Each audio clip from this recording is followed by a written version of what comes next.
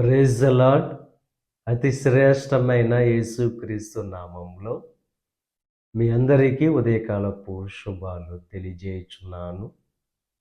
ఈరోజు దేవుడు మనకు అనుగ్రహిస్తున్న అతి శ్రేష్టమైన వాగ్దానము మొదటి రాజులు 8వ అధ్యాయము 57వ వచనాన్ని చదువుకుందాము.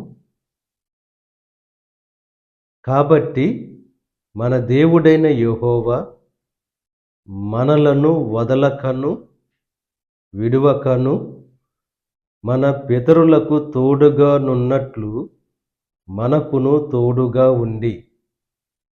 ఈరోజు దేవుడు